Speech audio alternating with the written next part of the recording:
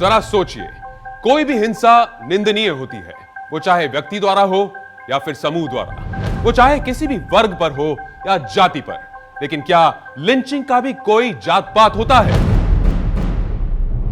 जरा सोचिए, जब देश आगे बढ़ रहा है, प्रगति कर रहा है, तो ऐसे में कौन सी देश विरोधी ताकतें सोची समझी साजिशों के तहत झूठे आंदोलनों को जन्म दे रही है।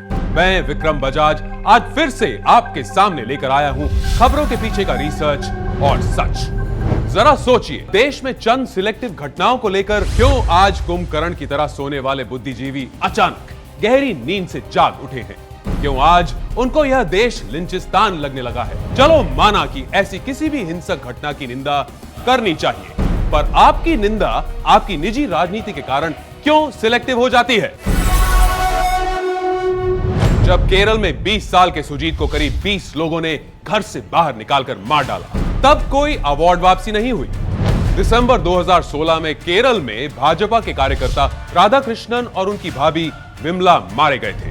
यहां कम्युनिस्टों ने उनका घर जलाया था।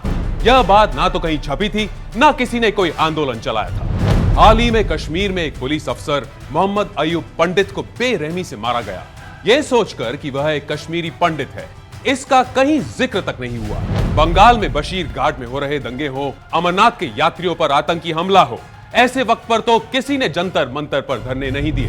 थोड़े दिनों पहले देश के 10 शहरों में लिंचिंग के खिलाफ नॉट इन माय नेम से जो एक प्रदर्शन शुरू हुआ है, इसे शुरू करने वाले लोग वही हैं जिन्होंने घोषित आतंकवादी याकूब मेमन को बचाने के लिए याचिका दाखिल की थी। कुछ समय पहले अवार्ड वापसी जैसे कार्यक्रम चलाकर देश के वातावरण को खराब किया था। ये उसी देश विरोधी टोली से जुड़े लोगों में से एक है जो वाणी स्वतंत्रता का झोला पहनकर एंटी मोदी, एंटी नेशनल प्रवृत्तियों का प्रोत्साहन करते हैं। जरा नजर डालें कुछ आंकड़ों पर। 2013 में दर्जन से ज्यादा लिंचिंग के केस हुए थे।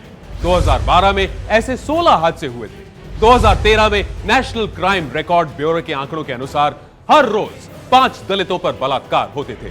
तब कोई दलित का हमदर्द नहीं बना। क्यों? वर्ष 2013 में वर्ष 2012 की तुलना में 30% ज्यादा दंगे हुए थे।